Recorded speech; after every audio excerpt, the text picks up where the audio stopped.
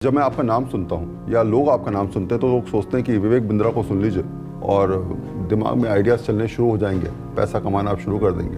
तो ये जो मोटिवेशनल गुरु की जो सोच बनी वो कैसे बनी? नौकरी क्या जीवन चला सकती है या फिर आपको लगता है व्यापार करना बहुत ज़रूरी है? आइडिया से पहले हमेशा रूल क्या है? बड़ा सिंपल रूल है, सॉल्व एन अनसॉल्व्ड प्रॉब्लम। तो पैसा कमाना is an outcome, it's not a goal.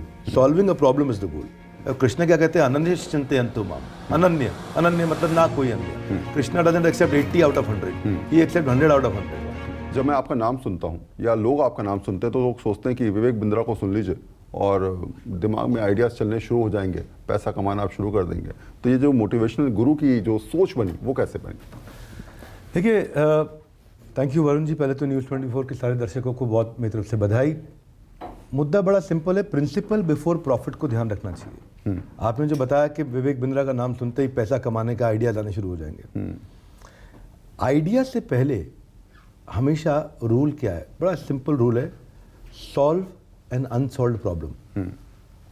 If you are solving something which is already solved तो आपको दो नुकसान होंगे। एक, आपको उधार में धंधा करना पड़ेगा, दूसरा डिस्काउंट देना पड़ेगा।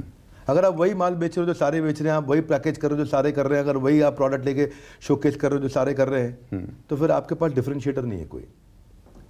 तो जब तक आप profitably, sustainably growing without your presence, ये चार चीजें अलग अलग चीजें हैं। प्रॉफिटेबली, सस्टेनेबली मतलब लंबे समय तक, ग्रोइंग मतलब हर साल बढ़े, विदाउट योर प्रेजेंस मतलब आपको गल्ले पे ना बैठना पड़े। जब तक ये चार चीजें नहीं होंगी, और ये चार चीजें तब होंगी जब आपके पास कोई स्ट्रॉन्ग डिफरेंशिएटर होगा।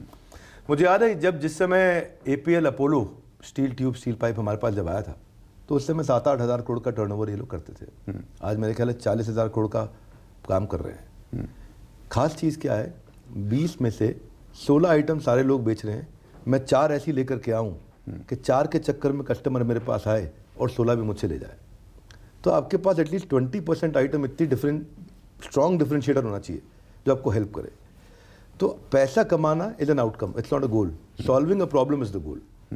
आपको लगता है कि जिस तरीके से इकोनॉमी है, हम पिछले कुछ दिनों में देख रहे हैं कि पीएम का विजन है कि स्टार्टअप शुरू करिए, नौकरियां छोड़िए, स्टार्टअप करिए। आप भी लगातार कहते हैं नहीं नहीं अपना काम करिए, अपना व्यापार करिए।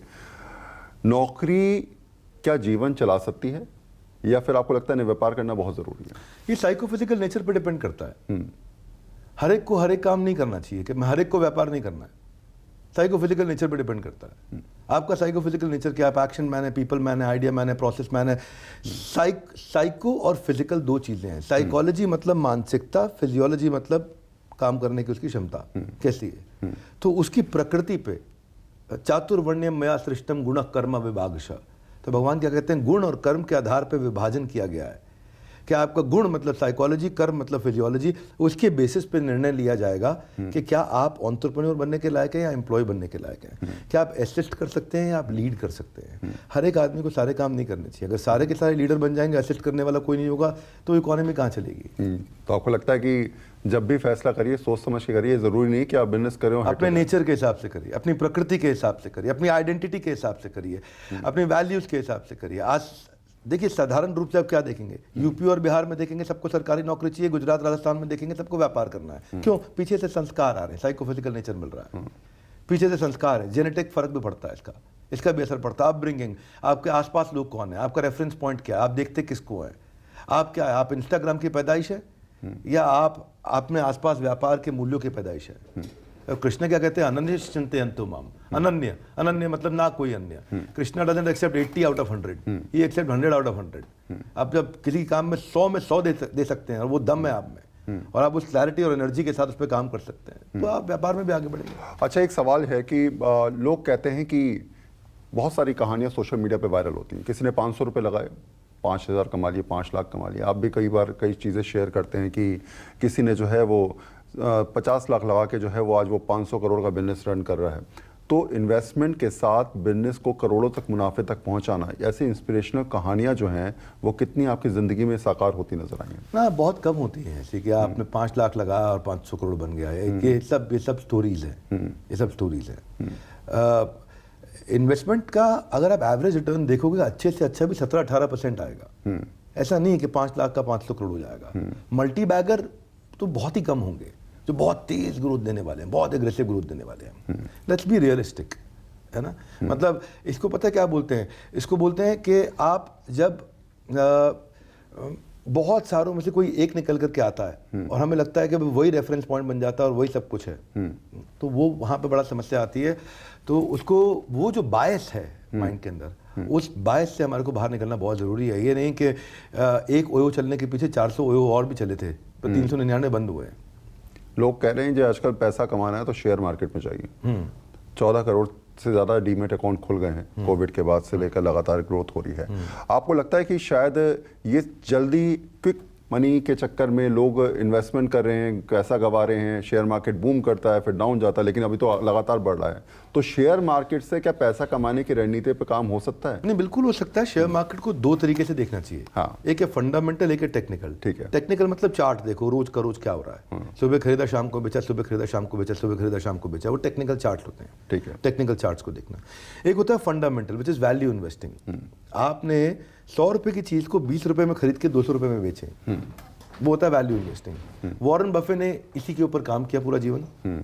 आज भी वॉरेन बफे 92-93 की एज में लॉन्ग टर्म इन्वेस्टमेंट के बारे में सोच रहे हैं। आज 92-93 की उम्र में लॉन्ग टर्म इन्वेस्टमेंट के बारे में सोच रहे हैं वो। तो वो है फंडामेंटल। फंडामेंटल का मतलब क्या हुआ साधारण भाषा में? फंडामेंटल का मतलब हुआ फाउंडर कैसा है, प्रोडक्ट कैसा है, प्रोडक्ट मार्केट फिट कितना बढ़िया है, आपका सीजीपी डैशबोर्ड यानी कि कैश ग्रोथ प्रॉफिट कैसा है, आपका कंपनी का इबिट्टा पैट कैसा है, मल्टीपल बाजार में कितना मिल रहा है। तो ये हो गए उसके फंडामेंटल्स। अच्छा, जल्दी अमीर बनने के लिए विवेक बिंद्रा क्या टिप्स देंगे? जल्दी अमीर बनने के लिए जल्दी से कोई ऐसी प्रॉब्लम ढूंढो जो कि एक ज्वलंत समस्या हो किसी कस्टमर के जीवन में, जिसको आप सॉल्व कर सको। बर्निंग प्रॉब्लम हो, प्रॉब्लम नहीं, burning problem. So look for a burning problem which customer cannot solve on his own without you. कोई ऐसी ज्वलंत समस्या को ढूंढिए जो कस्टमर आपके बिना अपने आप कभी सॉल्व ही ना कर पाए।